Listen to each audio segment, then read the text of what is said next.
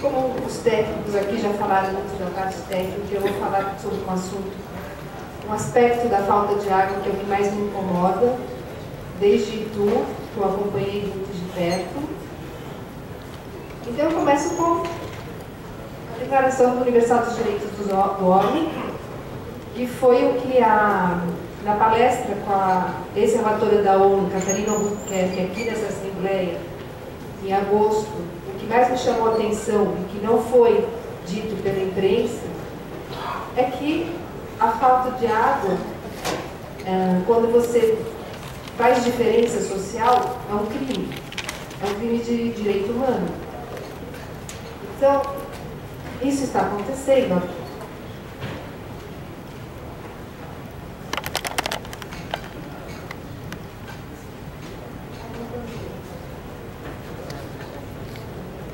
Essa é a Dona Alicia, ela mora lá perto de Itaquera, criou 3 filhos, tem a casa dela e ela não tem água.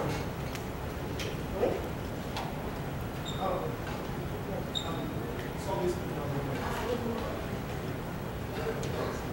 Ela fica uma grande parte do dia sem água, como todos os vizinhos. Ela não tem caixa d'água. E assim, o que nós vamos fazer por ela agora? Né? É uma situação que, por exemplo, eu ainda não fiquei sem água. Então, é justo que eu tenha água e ela não? Não somos todos iguais? Agora, o que acontece? Que só se fala das barragens, do que vai ser construído, e o que nós estamos mostrando à população que já está sofrendo? Muito.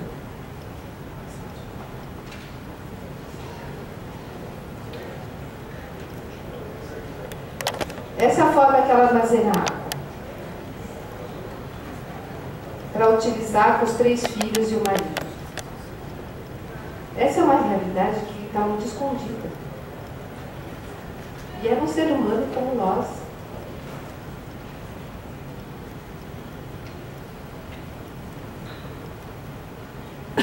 Essa é a Dona Teresa. Ela mora lá perto do Horto Florestal. Quando eu estive na casa dela, apesar de dizerem que era redução de pressão, esse é o momento que a água estava acabando porque estavam fechando, porque é uma torneira de rua. Se é redução de pressão, deveria ter um mínimo de água. Essa senhora tinha voltado de 30 dias doente. Ela teve no hospital e o médico falou para ela que o hospital estava cheio de pessoas doentes por causa da água. Agora, quem está investigando isso? Temos pessoas realmente que estão doentes por causa da água? O médico falou para ela que ela teve uma bactéria por causa da água. Agora, quem está olhando por eles?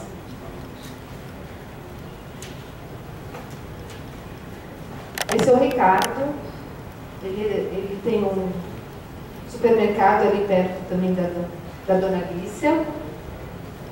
Ele está muito preocupado, porque a parte de açougue ele vai ter que fechar. Ele não tem mais condição de manter. E o que vai acontecer com a população que depende do açougue dele para comprar a carne? Estamos pensando na gravidade dessa situação?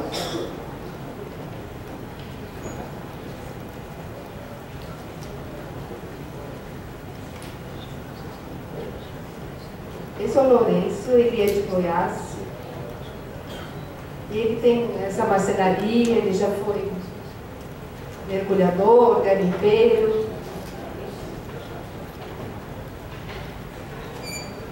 E é assim que ele toma banho. Ele tem um balde de água por dia. Com isso ele tem que fazer tudo. Cadê a caixa d'água dessas pessoas? Nós não podemos esperar. Eu acho que precisamos agir agora como sociedade e olhar para todos. Se está vendo realmente, como o Marzene colocou, um corte seletivo, tem que cortar para todo mundo. É justo que essas pessoas fiquem dias ou mais tempo sem água e nós não?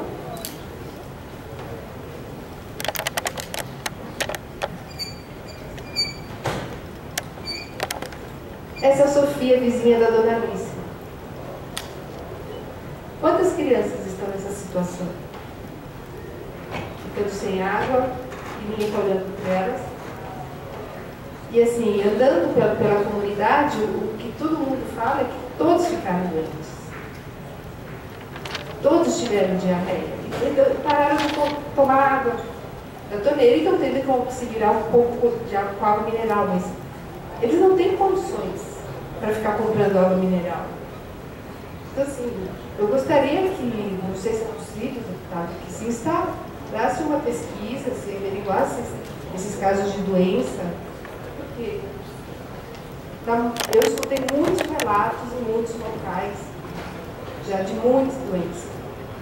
Né? E assim, eu sei que é difícil investigar, mas alguma coisa tem que ser feita. Porque se essas pessoas estão ficando doentes, a dona Tereza, ela me relatou que o médico falou para ela que morreram já pessoas por causa da água. Mas assim, quem está investigando? Está todo mundo quieto.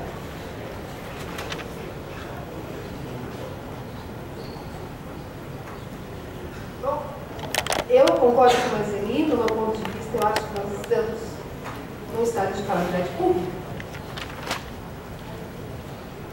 Como diz ali, precisaria ter mais de 100 pessoas afetadas. Quantas pessoas estão sendo afetadas pela falta de água? Então, eu acho que isso já basta, né? E a gente não precisa ter um exaurimento, né? Nós precisamos, com a diminuição da disponibilidade de água, que eu acho que está muito claro, tem que ser decretado no estado de calamidade. Ainda mais que foi comprovado que nós temos pessoas doentes. Sim. Precisamos, enquanto sociedade, olhar para o todo. Não adianta a gente esperar acontecer com a gente. Já está acontecendo. As pessoas só não vão visitar onde está acontecendo porque o governador é muito inteligente.